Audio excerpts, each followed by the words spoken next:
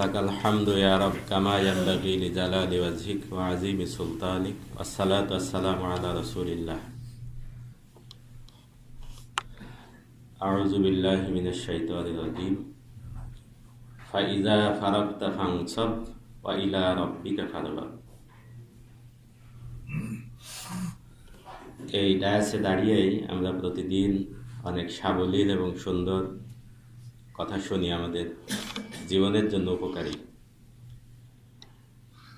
আজকে যে ছোট্ট দুটি আয়াতে কারিমে আপনাদের সামনে আমি পেশ করেছি, সংক্ষিপ্ত পরিসরে সবটুকু বলা যাবে না, তবে আমার নিজেকে সহ এই রিলেটেড কথা আমরা এর আগে শুনেছি, সচেতন করার জন্য, বিশেষ করে আল্লাহ তাআলার সাথে সম্পর্ক, এই রিলেশনশিপটাকে ডেভেলপ করার জন্য অত্যন্ত জরুরি। আমরা পৃথিবীতে কর্মক্ষেত্রে একজন আর একজনের সাথে নানান কারণে সম্পর্ক রাখি, সম্পর্ক গড়ে তুলি। কোথাও স্বার্থ থাকে, কোথাও নিঃস্বার্থভাবে, কিন্তু সবচেয়ে বড় স্বার্থ যেটি, সেটি হচ্ছে আল্লাহ তাআলার সাথে সম্পর্ক গড়ে তোলা। আপনারা হয়তো ভাববেন যে আল্লাহর সাথে সম্পর্ক গড়ার দরকার কি? আমি তো আল্লাহ স্রষ্টা মানি, নামাজ পড়ি,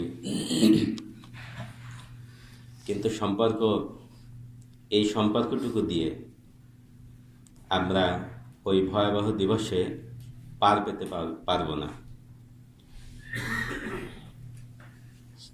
আল কোরআনের 64 নম্বর সূরার নাম হচ্ছে সূরা তাগাবুন। তাগাবুন শব্দটির অর্থ হচ্ছে হার জিতের দিন। যেদিনকে হার জিত হবে, হয় আপনি হেরে যাবেন অথবা জিতে যাবেন। এই হার জিতের মধ্যে কোনো ব্যত্যয় নেই। এখান থেকে আপনি যদি বিচ্যুত হন তাহলে মুক্তি পাবেন, আবার এমনটি আশা নেই। এই চূড়ান্ত হার জিতের দিনের জন্য আমি আপনার জীবনের সাধ্যের সবটুকু দিয়ে চেষ্টা করা উচিত। যে আয়াতাংশ দুটি আপনাদের সামনে আমি উপস্থাপন করেছি, আপনাদের সকলের জানা। আমরা হয়তো সালাতের মধ্যে পড়ি যে যখন তুমি অবসর পাও, ফাইজা ফারাগতা ফানসাব ওয়া ইলা রাব্বিকা ফারগাব, অবসর পেলে রবের দিকে ধাবিত হও। এই ধাবিত হওয়াটা আমরা যেইভাবে মনে করি, কোরআনের শব্দচয়ন কিন্তু তার থেকে ভিন্ন। ফাংসব, নুন সোয়াদ বা, এই নাসব অর্থ হলো জাস্ট দায়সারা গোছের দু একবার সুবহানাল্লাহ আলহামদুলিল্লাহ বলা, বিষয়টা এরকম। আপনারা তাফসির দেখে নেবেন, বাংলা ভাষায় বহু তাফসির পাওয়া যায়, ইংরেজিতে পাওয়া যায়, যে আপনি 2 রাকাত নফল পড়লেন, এই নির্দেশ কিন্তু আল্লাহ দেননি। আল্লাহ বলছেন যখনই তুমি অবসর পাও তখন ফাংসব শব্দের অর্থ হচ্ছে যে আপনি শ্রমক্লান্ত, কর্মক্লান্ত হয়ে যাবেন, ব্যতিব্যস্ত হয়ে যাবেন আপনার রবের জন্য।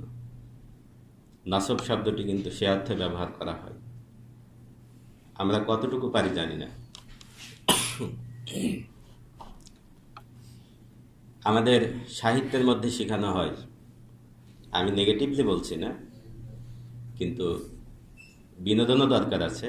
কবিতার মধ্যে শেখানো হয় যে আজ আমাদের ছুটিও ভাই, আজ আমাদের ছুটি, বনবাজারে কোথায় পথ হারাবে, এই শিক্ষাগুলো আমরা পেয়ে যাই। ফলে আমি ছোটবেলায় শিখেছি এই কবিতা, আমার সন্তানেরা শিখতেছে, বা আমাদের মধ্যে একটা টেন্ডেন্সি হচ্ছে যে যেদিনকে আমি একটু ছুটির দিন, সেদিনকে আমি একটু বেশি করে রিল্যাক্স করব, বেশি করে ঘুমাবো, একটু বেশি করে 2-3 বার চা খাবো, ঘোরাঘুরিতে যাব, পিকনিকে যাব, বেড়াতে যাব, বনভোজনে যাব। আপনি একনিষ্ঠভাবে চিন্তা করে দেখেন, এই আয়াত দুটি তো আমাদের পরিচিত।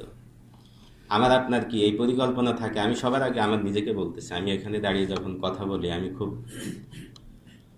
জিলজাল, মানে এক ধরনের প্রকম্পনের মধ্যে থাকি। হাসান বসরি রহমতুল্লাহ আলাইহির সামনে দাঁড়িয়ে এক যুবক বক্তব্য রাখছিলেন। তিনি বললেন যে এই যুবক তুমি বসে পড়ো, কারণ তোমার কথা আমার উপরে আসর ফেলতেছে না। অর্থাৎ যুবক যা বক্তব্য রাখতেছিল তার আমলের মধ্যে তা নেই। যুবক সাথে সাথে বসে পড়লেন। আর আজকের দিনে তো আমরা অনেক নসিহত করি নিজেকে ভুলে গিয়ে। আমি এখানে দাঁড়িয়ে যখন কথা বলি খুব ভয় পাই যে আমার আমল তো একেবারেই শূন্য, আমার কথা হয়তো শ্রোতাদের মধ্যে আবেশ তৈরি করতেছে না, আচ্ছন্ন তৈরি করতেছে না। সেই তৌফিক চাচ্ছি আমার জন্য, আপনাদের সবার জন্য। তো আমার আপনার ছুটির দিনের, অবসরের পরিকল্পনায় কি এটি থাকে যে অন্যান্য কর্মব্যস্ত দিনে আমি 10 মিনিট কোরআনে কারিম পড়ি, জুমার দিনে অথবা ছুটির দিনে আমি 2 ঘন্টা পড়ব, মাসে আমি একদিন পিকনিকে যাচ্ছি, বেড়াতে যাচ্ছি, এমনকি হয় যে আজকের দিনে আমি একটি সূরা পুরো তাফসীর পড়ব, অথবা আমার পরিবারের সদস্যদের নিয়ে বসবো।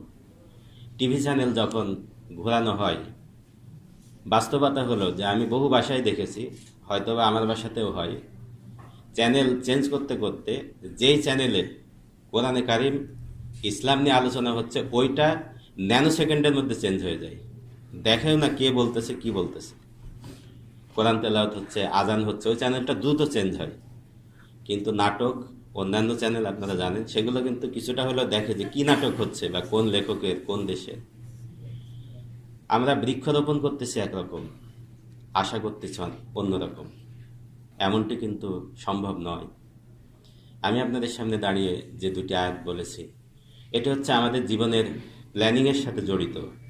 যে আমি যখন অবসর পাবো, আল্লাহ তাআলা নবীজিকে সম্বোধন করে বলতেছেন পুরো মুসলিমকে, তার বান্দাদেরকে, যে যখন তুমি অবসর হও তখন তোমার রবের জন্য ব্যতিব্যস্ত হয়ে যাও, এতটা ব্যতিব্যস্ত হও যাতে তুমি কর্মক্লান্ত হতে পারো। নবীজির জীবনের দিকে তাকিয়ে দেখেন পা ফুলে যেত, এসব ওয়াজ আপনারা জানেন, আপনারাও করেন। কিন্তু আমি বলবো যে আসুন, জীবনে কার কখন কোন মুহূর্ত আছে, কোন সময় পর্যন্ত আমি বেঁচে আছি আমি জানি না। আমাদের অবসরের দিনগুলোতে, অবসরের সময়তে আমি যেন আমার রবের জন্য, সম্পর্ক উন্নয়নের জন্য এক্সক্লুসিভ কিছু পরিকল্পনা রাখি এবং সে অনুযায়ী কাজ করি। কারণ কেউ যদি জানতে চায় যে আল্লাহর কাছে তার মর্যাদা কতটুকু বেশি, কতটুকু, সে যেন দেখে নেয় তার জীবনে আল্লাহর অবস্থান কোথায়। আমি আমার জীবন কালের মধ্যে, প্রত্যেক প্রাত্যহিক কর্মকাণ্ডের মধ্যে আল্লাহকে যে অবস্থানে রেখেছি, আল্লাহর কাছেও আমার অবস্থান তাই। আল্লাহ তাআলা আমাদেরকে তার দিকে ধাবিত হয়ে ব্যতিব্যস্ত হওয়ার তৌফিক দান করুন। ওয়া মা তাওফিক ইল্লা বিল্লাহ। আসসালামু